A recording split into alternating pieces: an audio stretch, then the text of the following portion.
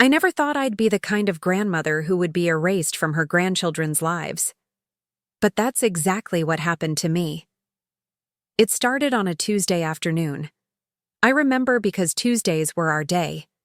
Every Tuesday, I would pick up Emma and Daniel from school.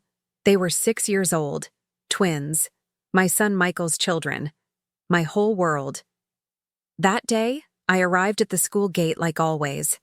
I had their favorite snacks in my bag, chocolate chip cookies I'd baked that morning.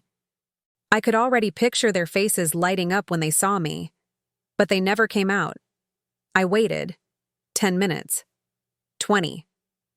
I called Michael. No answer. I called again. Nothing. Then I saw her, Jessica, my daughter-in-law. She walked out of the school with both kids, one hand holding each of theirs. She saw me. I know she did.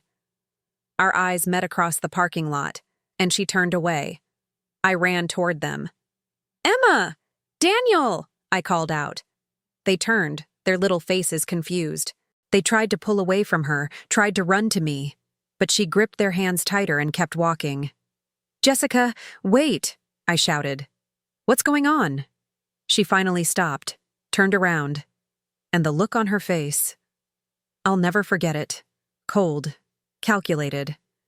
"We think it's best if you don't see the kids for a while," she said, just like that, as if she were telling me the weather.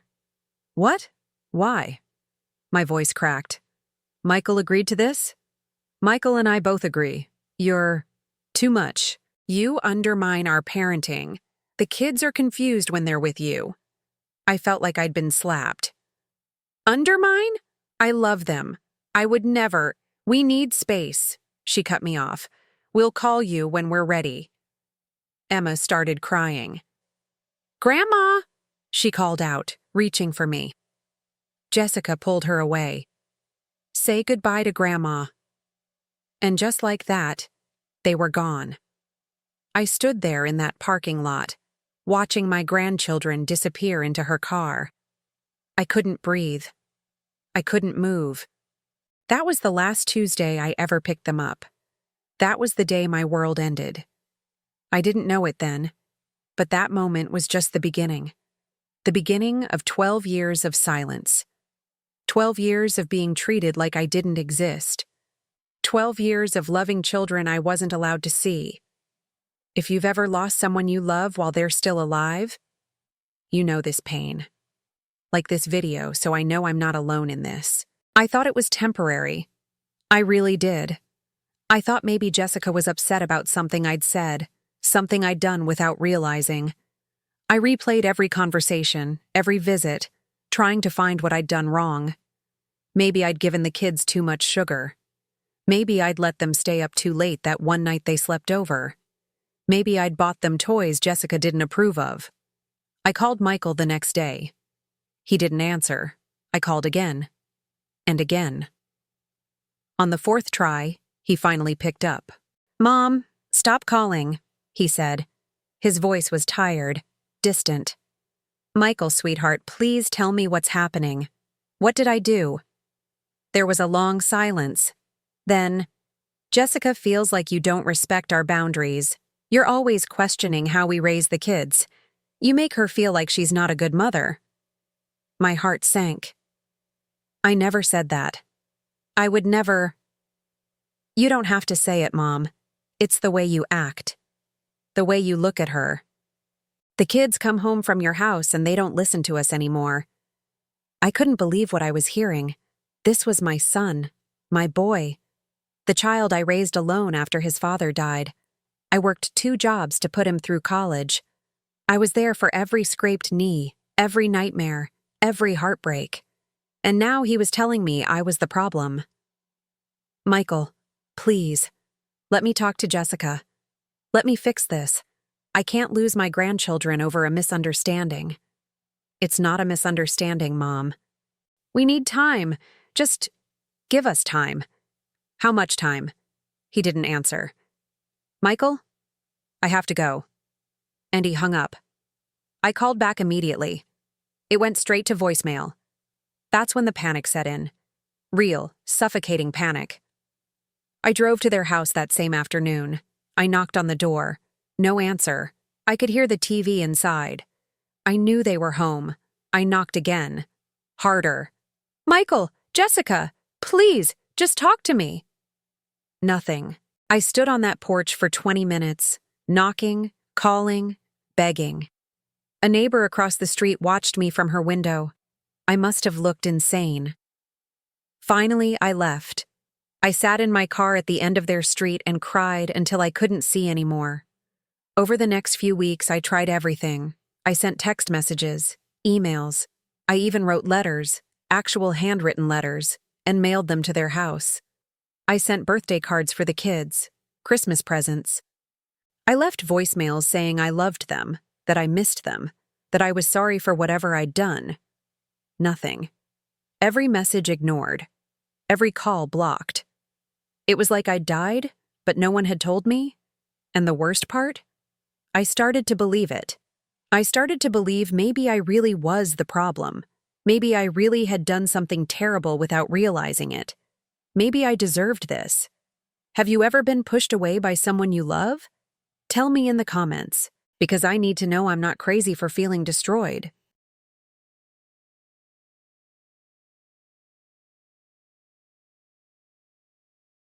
Six months passed, then a year, then 2.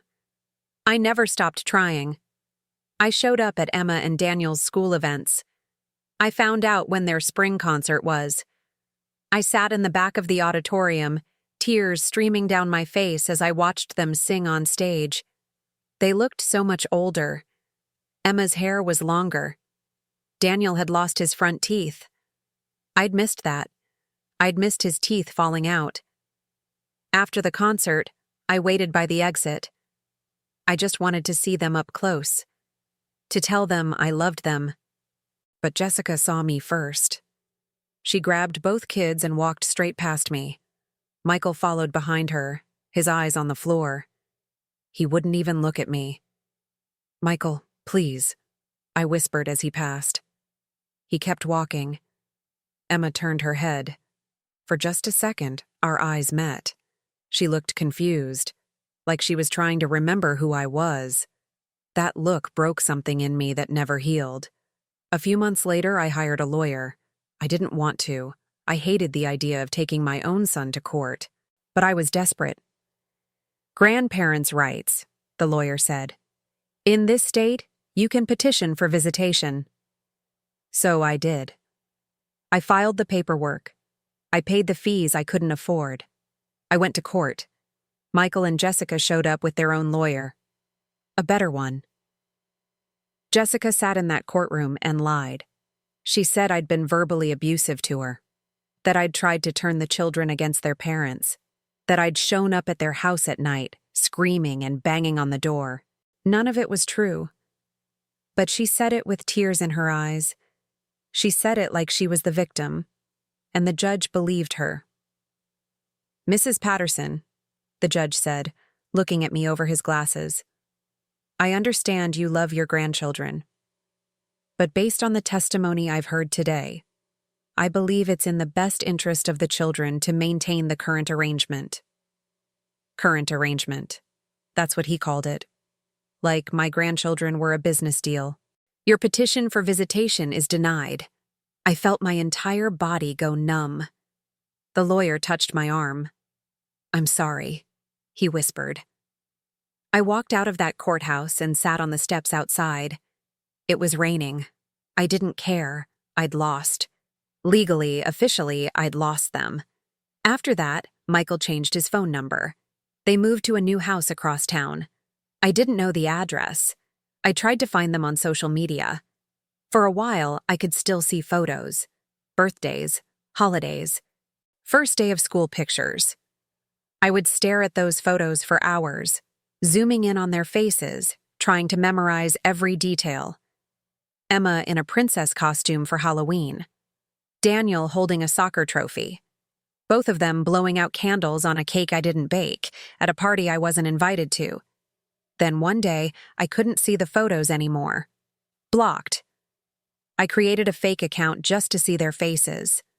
I know how that sounds. I know. But wouldn't you? If the people you loved most in the world were still alive, still out there, still growing up without you, wouldn't you do anything just to see them? It worked for a few months. Then Jessica figured it out. Blocked again. After that, I had nothing. No photos, no updates, no way to know if they were okay. They became ghosts, living, breathing ghosts that I'd never see again. And I was supposed to just accept it. Follow my story. Because what happened next, I never could have prepared for. People tell you time heals all wounds. They're wrong. Time doesn't heal anything. It just teaches you how to live with the pain. Years 3, 4, 5. They all blurred together. I stopped counting after a while. What was the point? I kept working. I kept going through the motions. Wake up. Go to work. Come home. Go to bed. Repeat. But inside, I was hollow. My friends tried to help at first. You need to move on, they'd say. Focus on yourself. They're not your responsibility. Not my responsibility? They were my grandchildren, my blood. How do you just move on from that? Eventually, people stopped asking. I think they got tired of seeing me sad. Grief makes people uncomfortable, especially grief for someone who's still alive. I started avoiding social events, baby showers, birthday parties, anything with families and children. I couldn't watch other grandmothers hold their grandchildren without feeling like I was dying inside. My house became my prison. Every room held memories I couldn't escape. The guest bedroom where Emma and Daniel used to sleep when they stayed over. I kept it exactly the way it was. Their drawings still on the wall. Their stuffed animals still on the bed. I couldn't bring myself to change anything. In the closet, I had a box. A big plastic storage box filled with birthday presents I'd bought over the years. Gifts I'd never been able to give them. Every year on their birthday, September 14th, I would buy them something. Wrap it, write their names on it, and add it to the box. Age 7. Building blocks for Daniel. A jewelry-making kit for Emma. Age 8. A science kit for Daniel. A diary with a lock for Emma. Age 9. 10. 11. The box got heavier every year. Heavier with love they'd never receive. Sometimes I would sit on the floor of that closet and open the presents, just to see what they looked like. Then I'd wrap them again and put them back. I was buying gifts for children I'd never see grow up. I celebrated their birthdays alone, every single year. I'd bake a cake, put candles on it, sing happy birthday to an empty room. Then I'd cry myself to sleep. My sister told me I needed therapy. Maybe she was right. But what was a therapist going to tell me? That I needed to accept reality? I knew the reality. I lived it every single day. The reality was that my son had chosen his wife over his mother. The reality was that I'd been erased from my grandchildren's lives like I never existed. The reality was that somewhere out there, Emma and Daniel were growing up thinking I didn't love them. Or worse, thinking I didn't exist at all. What were they being told about me? Did they ask about me? Did they wonder why Grandma stopped coming around? Or had Jessica convinced them I was someone dangerous? Someone they were better off without? I tortured myself with these thoughts. Late at night, lying in bed, staring at the ceiling, wondering if they even remembered me. Daniel was 6 when I last held him. Would he remember my voice? My face? The way I used to make pancakes shaped like dinosaurs? Emma used to call me every night before bed. Good night, Grandma. I love you to the moon and back. Did she still say that?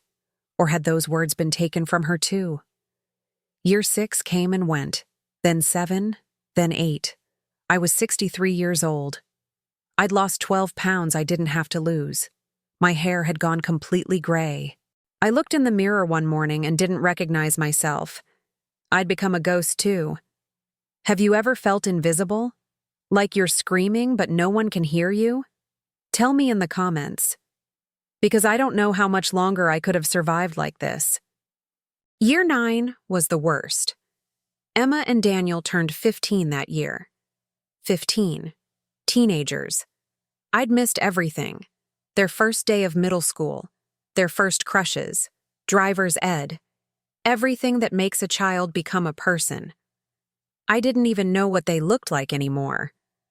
I tried searching for them online obsessively, different platforms, different names.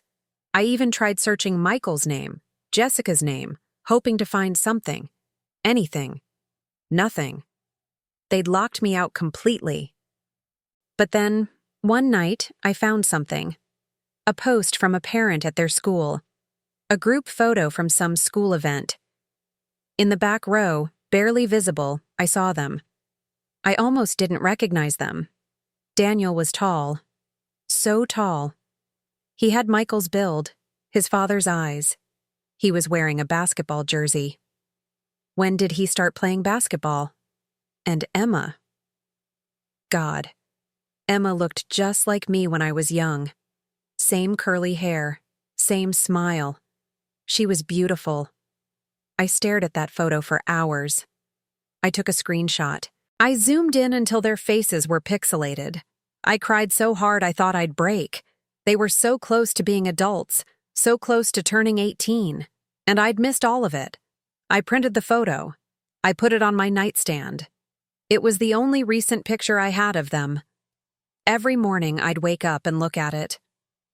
"Good morning, my loves," I'd whisper, like they could hear me. I started writing letters again, even though I had nowhere to send them. I wrote about everything I wanted to tell them, about their grandfather they never got to meet, about how proud I was of them, even though I had no idea who they'd become, about how sorry I was that I couldn't fight harder. I filled notebooks with these letters, dozens of them. Dear Emma, today you turned 15. I baked your favorite, lemon cake with raspberry frosting. I ate a piece and pretended you were here with me. Dear Daniel, I saw a photo of you in a basketball jersey. Your grandfather played basketball too. You have his height, his hands. I wish I could watch you play. Writing these letters was the only thing that kept me sane. Some days, I wondered if I should just give up, stop torturing myself, pack up their room, donate the presents, move on with what was left of my life. But I couldn't, because giving up on them felt like killing them, like saying they never mattered. And they mattered. God, they mattered more than anything.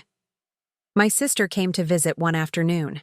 She walked into the guest bedroom and saw everything: the preserved room, the stuffed animals, the drawings on the wall. "Honey," she said softly, "you can't keep living like this. They're not coming back." I turned to her, and I said something I'll never forget. "If they walk through that door tomorrow, I want them to know I never stopped waiting. I want them to see that every birthday mattered, every Christmas mattered, that they were loved every single day, even when they couldn't see it." She hugged me and cried with me. But she didn't understand. No one did. Unless you've had your grandchildren stolen from you, you can't understand what it does to your soul. Year 10, year 11. I stopped celebrating my own birthday. What was the point? I retired from work. I barely left the house anymore. I was just waiting. Waiting for a miracle I didn't believe in anymore. And then, on a random Thursday afternoon in October, my phone rang. Unknown number. I almost didn't answer. I'd stopped answering unknown numbers years ago. Telemarketers, scams. Nothing good ever came from them. But something made me pick up. "Hello?" I said. There was silence on the other end, then breathing, then a voice I hadn't heard in 12 years, young, shaking, uncertain. "Grandma?" My heart stopped. "Grandma, it's me. It's Emma." I dropped the phone. Share this with someone who needs to believe in miracles, because after 12 years, mine had finally come. I grabbed the phone off the floor with shaking hands. "Emma?" My voice cracked. "Emma, is that really you?" "Yes." She was crying. I could hear it. "Yes, Grandma, it's me." I couldn't breathe. I couldn't think.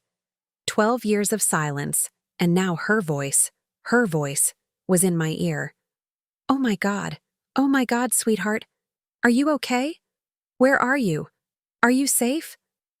I'm okay, she said. I'm at a friend's house. Mom and Dad don't know I'm calling. My chest tightened. Of course they didn't know. How did you get my number?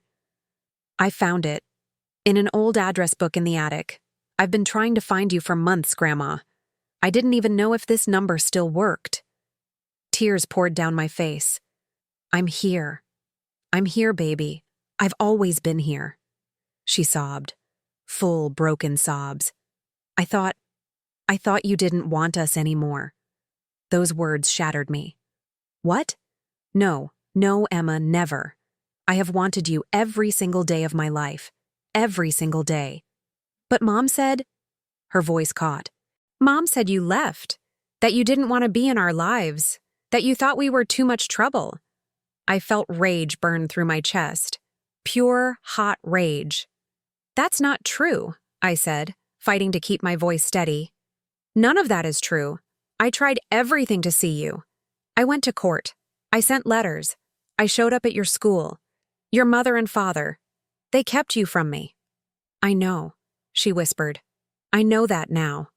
What do you mean? She took a shaky breath. Daniel and I found something. A few months ago, we were cleaning out the attic, and we found a box hidden behind some old furniture.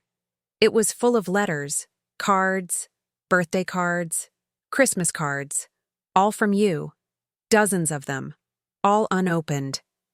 My heart broke all over again. You sent us cards every year, she continued, every birthday, every holiday, and they hid them from us. They never let us see them. I covered my mouth to muffle my sobs. There were letters, too, Emma said. Letters you wrote to Dad, begging him to let you see us. Letters about how much you missed us, how much you loved us. And he just kept them, like they didn't matter. Oh, Emma. We confronted them, she said, her voice hardening. Last week, we asked them why they lied to us, why they kept you away. What did they say? Mom screamed at us.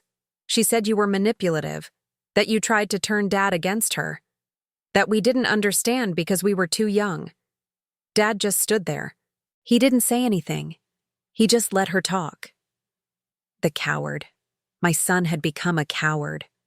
Daniel lost it, Emma continued. He started yelling at Dad, asking how he could do this to his own mother, how he could let us grow up thinking you abandoned us. Dad told him to go to his room, like he's still a child. I could hear the anger in her voice, the betrayal. We turn 18 in 3 weeks, Grandma. 3 weeks. And the first thing we're doing is coming to see you. If you'll have us. If I'll have them. Emma, I said, my voice breaking. I have been waiting for you every single day for 12 years. I have a room in my house that I never touched because it's yours. I have birthday presents I never got to give you.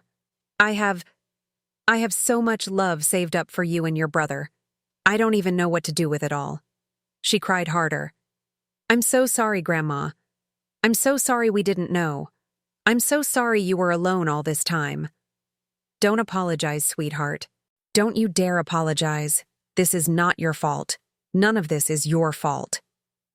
Can I see you? She asked. Before the birthday? I can't wait 3 more weeks. Please. Yes, anytime, anywhere. I'll figure it out, she said. I'll get Daniel and we'll come to you. Can I have your address? I gave it to her. My hands were shaking so badly I could barely hold the phone. Grandma? Yes, baby? I love you. I never stopped. Even when I thought you were gone.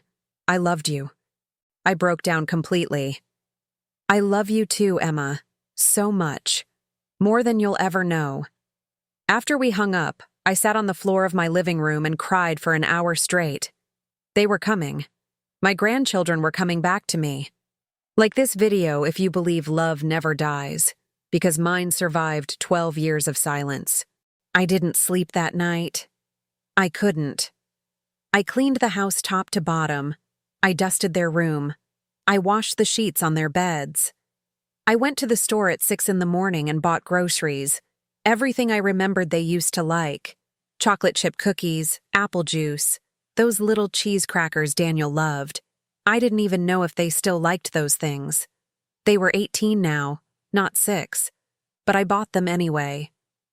3 days later, on a Saturday afternoon, my doorbell rang. I froze in the kitchen. My heart was pounding so hard I thought I'd collapse. I walked to the door. Slowly, my hands were shaking. I opened it, and there they were, Emma and Daniel, standing on my porch, taller than I ever imagined, almost adults. For a moment, we just stared at each other. Emma's eyes filled with tears first. "Grandma," she whispered.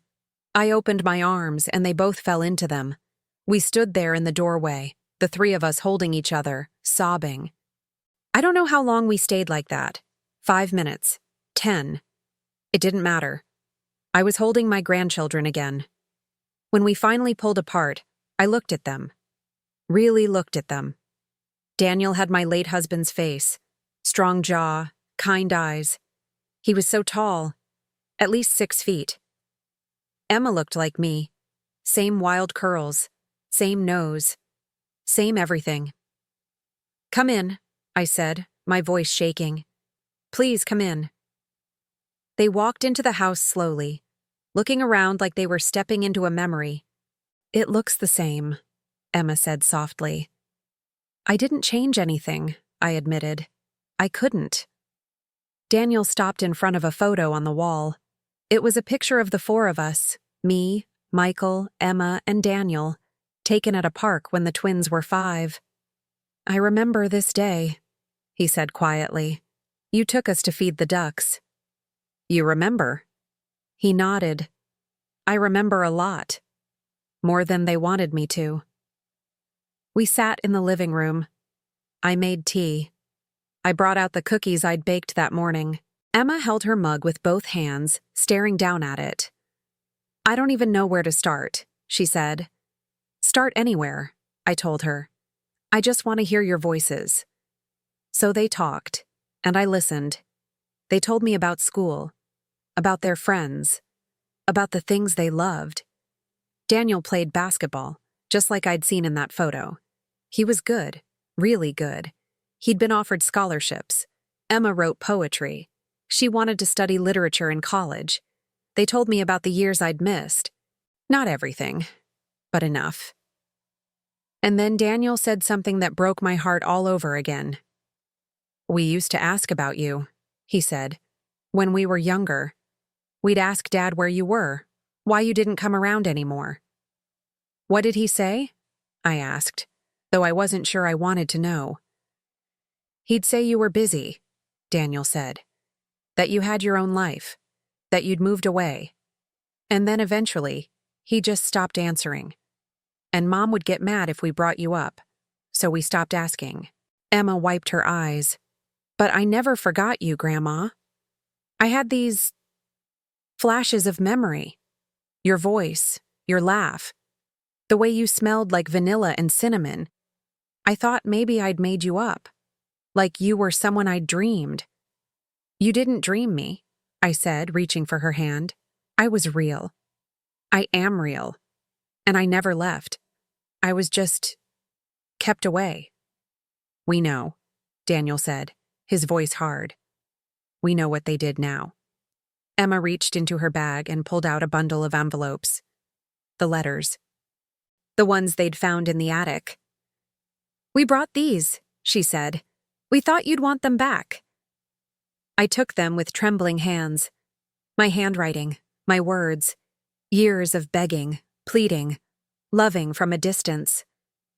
"I wrote so many more," I said, "but I didn't know where to send them." "We want to read them," Emma said. "All of them. We want to know everything we missed." I looked at both of them. These beautiful, strong, incredible young people. Strangers and family all at once. "You can have them," I said. "You can have everything. But first, I need to show you something." I led them to the guest bedroom. I opened the door. They stepped inside and stopped. The drawings on the wall, the stuffed animals on the beds, everything exactly as it had been 12 years ago. "You kept it," Emma whispered. "I kept all of it," I said. I opened the closet. I pulled out the box. The big plastic box filled with 12 years of birthday presents. I set it on the floor between us. "I bought you gifts every year," I said. "I wrapped them, I saved them, because I never stopped believing I'd see you again." Daniel knelt down. He opened the box. His hands moved through the wrapped packages, reading the tags. To Daniel, age 7. "Happy birthday. Love, Grandma."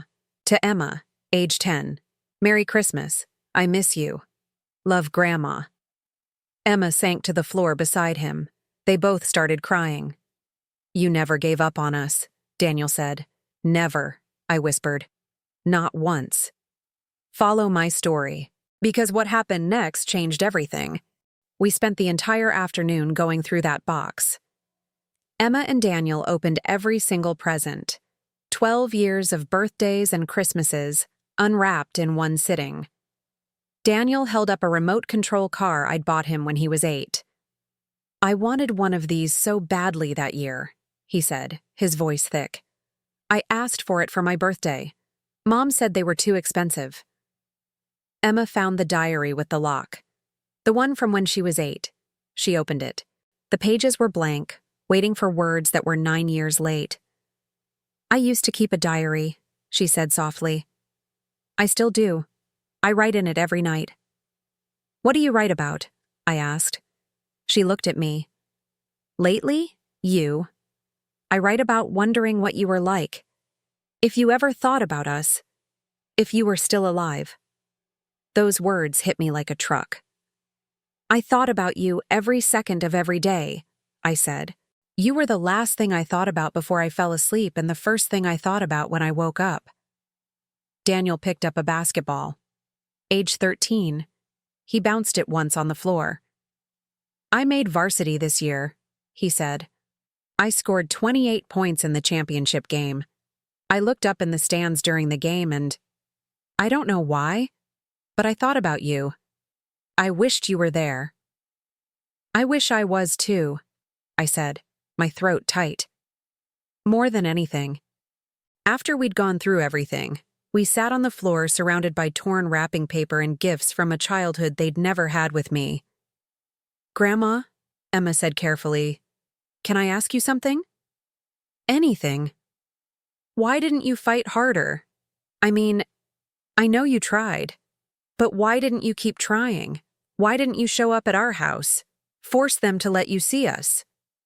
I'd been waiting for this question, dreading it. "I did," I said. "I showed up at your school events. I went to court. I hired a lawyer. Your mother. She told the judge I was dangerous. She lied. And the judge believed her. After that, I was legally barred from contacting you." Daniel's jaw clenched. "She said you were dangerous?" "Yes." "That's insane," he said. "You're the least dangerous person I've ever met." "Your mother is very convincing when she wants to be," I said quietly. Emma shook her head. "I always knew something was wrong. She controls everything. Who we talk to, where we go. She has to approve all our friends. She monitors our phones. I thought it was just because she was overprotective." "It's not protection," Daniel said bitterly. "It's control. She wanted us isolated. She didn't want anyone influencing us except her." "What about your father?" I asked. "Does he ever stand up to her?" They both looked at each other. Then Daniel spoke. "Dad's weak," he said flatly. "He does whatever she says. Always has. We used to think he was just trying to keep the peace, but now I think he's just a coward." It hurt to hear them say that about Michael, but they weren't wrong. "When do you turn 18? I asked. "Exactly?" 2.5 weeks, Emma said. "November 28th. "And what happens then?" Daniel's expression hardened. "We leave." "Leave?" "We're moving out," Emma said. "Both of us. We've been planning it for months. We have some money saved. We're going to get an apartment together. My heart sank a little. An apartment? Emma must have seen my face because she quickly added, Unless we could stay here? With you? Just for a little while? Until we figure things out. I couldn't speak. I just nodded, tears streaming down my face. We want to be here, Daniel said. With you. If you'll have us. If I'll have you? I laughed through my tears. I've been waiting 12 years for you to come home. Then it's settled, Emma said. On our birthday, we're leaving. And we're coming here. What will your parents say? I don't care what they say, Daniel said. I'm done. Done pretending they didn't steal our grandmother from us. Done pretending this is a normal family. Emma nodded. We already told them we know. About the letters. About everything. Mom tried to justify it. She said she was protecting us from you. That you were toxic and manipulative and would turn us against them. I told her she did that all by herself, Daniel said. How did they react? Dad cried, Emma said. Actually cried. He tried to apologize, but it was pathetic. He kept saying he thought he was doing the right thing, that Mom convinced him it was best for us. And your mother? She didn't apologize, Daniel said coldly. She doubled down, said we were being dramatic, that we'd understand when we were older. We're 18 in 2 weeks, Emma said.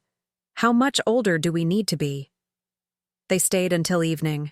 We talked for hours. I made dinner, spaghetti, because I didn't know what else to do. When it was time for them to leave, Emma hugged me so tight I couldn't breathe. 2 weeks, she whispered. We'll be back in 2 weeks. For good. I'll be here, I said. I'll always be here. I watched them drive away. And for the first time in 12 years, I didn't feel hollow anymore. I felt hope. Comment below if you've ever had to choose between your parents and what's right. The next 2 weeks were the longest of my life. Emma and Daniel texted me every day. Short messages, updates, little pieces of their lives I'd been starved for. Got an A on my English essay. Wish you could have read it. Coach says I might get recruited by USC. Wish you could have seen me play all these years. Mom and Dad aren't speaking to us. The house is like a war zone. That last message made my stomach turn. I wanted to protect them. I wanted to march over there and take them away immediately. But they asked me to wait. To let them do this on their own terms. So I waited. I prepared their room. I bought new sheets, new towels. I stocked the fridge with food. I made space in the closets. I was building a home for them. A real home. The one they should have had all along. November 28th finally came. I woke up at dawn. I couldn't sleep anyway. I baked a cake. Chocolate with vanilla frosting. I put 18 candles on it. At noon, my phone rang. Emma. We're coming now, she said. Her voice was shaking. It got bad, Grandma. Really bad. What happened? We told them this morning that we were leaving, that we were moving in with you, and Mom, she lost it. I heard shouting in the background. Jessica's voice, shrill and venomous. Where are you right now? I asked. In Daniel's car. We're packing our stuff, but Mom is screaming at us. She's saying if we leave, we're not welcome back, that we're choosing a stranger over our own family. A stranger, I repeated, my voice hollow. She's insane, Daniel's voice came through. He must have been on speaker. She's saying you manipulated us, that you filled our heads with lies. More shouting. Then a crash. Something breaking. We have to go, Emma said. We're leaving now. We'll be there in 20 minutes. Drive carefully, I said. I'll be waiting. I stood on my porch, watching the street. My heart was pounding. 19 minutes later, Daniel's car pulled up. An old Honda Civic, packed with boxes and garbage bags full of clothes. Emma got out first. Her eyes were red and swollen. Daniel followed, his jaws set hard. Are you okay? I asked, rushing toward them. We're fine, Emma said. But she wasn't fine. She was shaking. What happened? Mom threw a plate at the wall, Daniel said. Told us we were ungrateful, that we were betraying the family, that you were poisoning us against them. And Dad? I asked. Dad just stood there, Emma said bitterly. Like always. We started unloading the car. It didn't take long. They didn't have much. Just clothes, some books, Daniel's basketball gear, Emma's journals, everything else, their whole childhood, they left behind. As we were carrying the last box inside, another car pulled up. Michael's car. My blood ran cold. He got out, slamming the door. Jessica was with him, her face twisted with rage. Emma! Daniel! Michael shouted. Get in the car. Now. Daniel stepped in front of me. No. You don't get to do this, Jessica spat, marching toward us. You don't get to steal our children. Steal them? I said, my voice louder than I intended. You stole them from me 12 years ago. You're manipulating them, she screamed. You're turning them against us. We turned against you all by ourselves, Emma said coldly. When we found out you'd been lying to us our entire lives. Michael's face crumpled. Emma, sweetheart, please, we can talk about this. Just come home. This is home now, Daniel said, standing beside his sister. This is where we should have been all along. You're making a mistake, Jessica hissed. You're children. You don't know what you're doing. We're 18, Emma said, legally adults, and we're choosing to be with someone who actually loves us. We love you, Michael said desperately. We've always loved you. You have a really twisted way of showing it, Daniel shot back. Jessica turned her fury on me. This is your fault. You couldn't just let go. You had to poison them against us. I didn't have to do anything, I said quietly. You did this yourself. You lied. You hid letters. You told them I abandoned them. You made them believe I didn't love them. And now they know the truth, and you can't stand it. They'll come back, Jessica said, her voice venomous. When they realize you're not the saint they think you are, when they see how pathetic you really are, they'll come crawling back. No, Emma said firmly, we won't. Michael looked at me. For just a second I saw the little boy I'd raised, the son I'd loved with everything I had. Mom, he said, his voice breaking. Please. Don't do this. I'm not doing anything, Michael, I said. They chose this. They chose me. And maybe if you'd been honest with them, if you'd been honest with yourself, it wouldn't have come to this. He opened his mouth, closed it. He had nothing to say. Jessica grabbed his arm. Let's go. They'll regret this. Let them. They got in the car.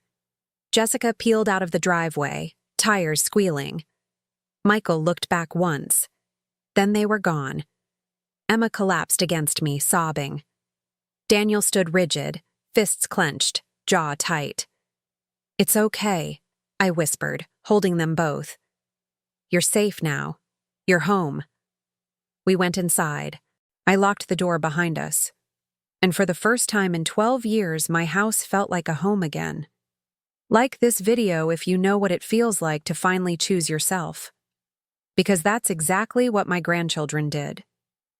That night, we sat in the living room with the birthday cake I'd made. Emma and Daniel stared at the 18 candles flickering in the dim light.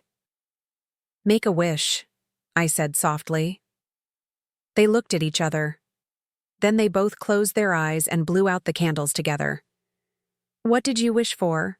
I asked. Emma smiled through her tears. That we could get back the time we lost. My heart broke a little. I wish that too, sweetheart. But we can't, Daniel said quietly. Can we? No, I admitted. We can't. And that's the truth I have to live with now. They're here. They chose me. They're sleeping in the room I kept for them all these years. But I can't get back their first day of middle school. I can't get back Daniel's first basketball game or Emma's first school dance. I can't get back the nights they cried and needed their grandmother, the times they wondered why I didn't love them anymore.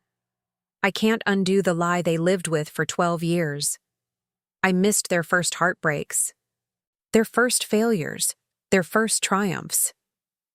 I missed watching them grow from children into these incredible young people sitting in front of me. And that loss? It doesn't go away just because they're here now. Over the next few weeks, we settled into a new rhythm. Emma got a part-time job at a bookstore. Daniel applied to colleges. They started seeing a therapist to work through everything that had happened. We talked a lot about the past, about the future, about all the years we'd lost. Some days were hard. Emma would cry at random moments. Daniel would get angry and punch the wall. They were grieving too. Grieving the childhood they should have had, the family they thought they had. Michael tried to reach out a few times, texts, voicemails. Emma and Daniel ignored them all. "I'm not ready," Emma told me one night. "Maybe someday, but not now." "That's okay," I said. "You don't owe him anything." Jessica never reached out. Not once. Honestly, I'm glad. 3 months after they moved in, I woke up to the smell of pancakes. I came downstairs and found Daniel in the kitchen, flipping pancakes shaped like dinosaurs. He looked up at me and grinned. "You used to make these for me, I remember." I burst into tears right there in the doorway. He remembered. Emma came down a few minutes later, her hair wild from sleep. She sat at the table and smiled at me. "Good morning, Grandma," she said. "Good morning, my love." And in that moment, it hit me. This was real. They were really here. This was really happening. I didn't get back the past. I can't undo what was stolen from us. But I have them now. I have mornings like this. Pancakes shaped like dinosaurs. Emma's messy hair. Daniel's terrible jokes. I have their voices in my house, their laughter, their presence. I get to watch them become who they're meant to be. And yes, it's bittersweet. Yes, there's still pain. There always will be. But there's also this. Hope.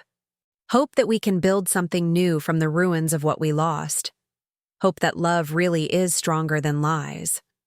Hope that even after 12 years of silence, a family can find its way back together. Last week, Emma brought me her diary, the one I'd given her all those years ago. "I wrote in it," she said. "Finally." I opened to the first page. It read, "Dear Grandma, I'm home now, and I'm never leaving again." I closed the book and held her. Some stories don't have happy endings. They have real endings. And the real ending is this. I lost 12 years with my grandchildren. Years I will never get back. Years that were stolen from all of us. But I didn't lose them. They found their way back to me. And now, every morning I wake up and hear their voices, I'm reminded that even in the darkest silence, love doesn't die. It waits. It endures. And sometimes, if you're very lucky, it comes home. My grandchildren chose me, and I will spend the rest of my life making sure they never regret it. If this story touched your heart, if you've ever lost someone and found them again, if you believe that love really does survive anything, share this video with someone who needs to hear it. Because stories like this need to be told. Not because they're easy, but because they're true. Thank you for listening to mine.